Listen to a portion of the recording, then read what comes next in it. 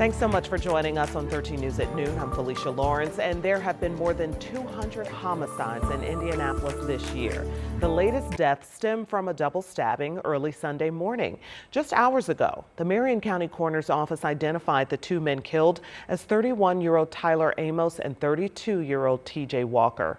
Our Marina Silva breaks down what happened and what activists want to see in the new year. Two men showed up at Eskenazi Hospital just before 2:30 Sunday morning. Metro Police say they had stab wounds and later died at the hospital.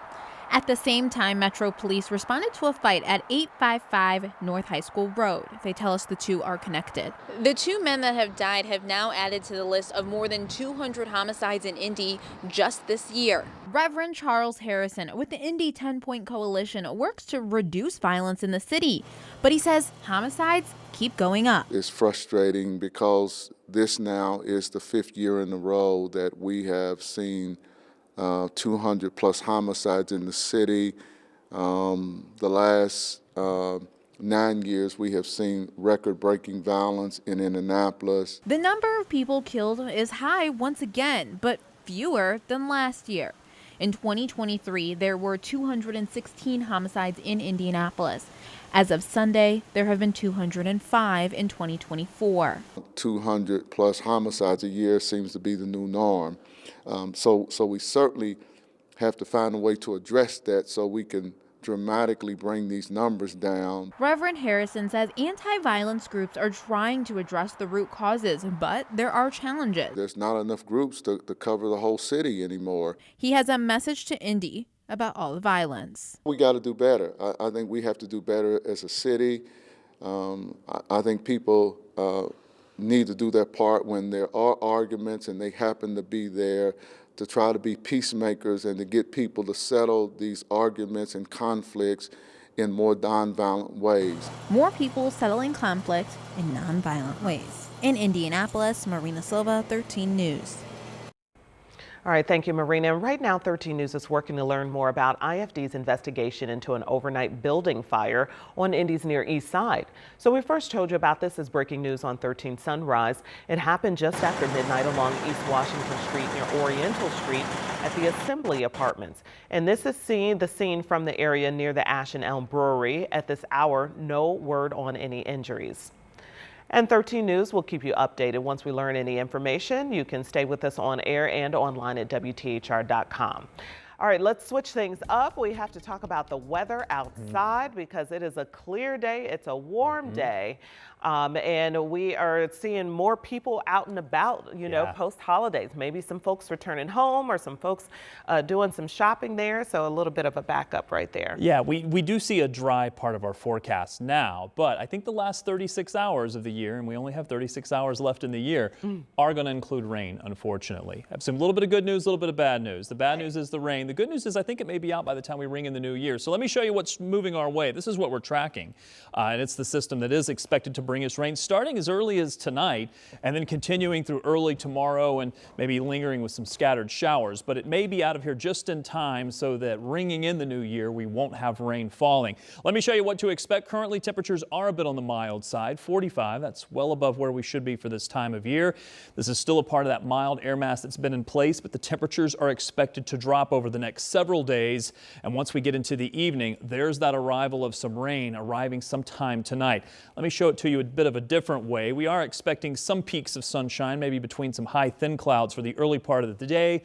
But by tonight, rain is on the way. This is 8 p.m. tonight.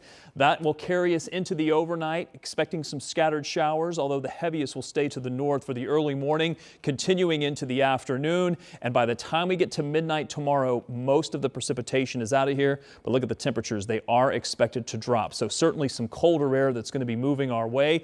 Low temperatures tonight staying above freezing. That's good news because we have precipitation on the way. Good chance that we'll see some rain for tomorrow. I'll be back with a look at what you can expect in the new year coming up, Felicia. Okay, that you have reminded us is only 36 hours away. Thank you, Rob. And this afternoon, we are following a shooting on the west side that sent a teen to the hospital. IMPD tells us they were called to Girard Avenue near Plainfield Avenue and Lyndhurst Drive around 9 Saturday night. They found a teenager with an apparent gunshot wound and took him to the hospital. The teen is expected to recover. Police say he got into an argument with someone in a nearby car and they shot him. So far, there's no information about a possible suspect or the involved car. Anyone with information should call IMPD. And the 18-year-old suspect arrested for shooting at Castleton Square Mall is in front of a judge this afternoon. So the incident happened around 8:30 Monday night. No injuries were reported at first, but the 18-year-old later showed up at the hospital with a gunshot wound. Police arrested him after he left the hospital. He told officers that someone shot him after an argument. That 18-year-old is now charged with felony intimidation. Detectives are still investigating the shooting. If you can help, call IMPD or Crime Stoppers at 317-262-TIPS. Richard Allen is in a new prison this afternoon. Allen has been transferred to Westville Correctional Facility. He's now serving a 130-year sentence for killing Abby Williams and Libby German in 2017. Now, a jury convicted Allen of the crimes in November after a month-long trial.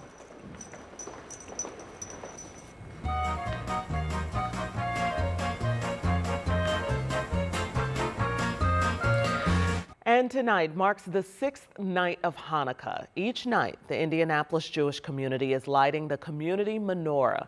Tonight's lighting takes place at 6:30 on the Jewish community campus on the north side.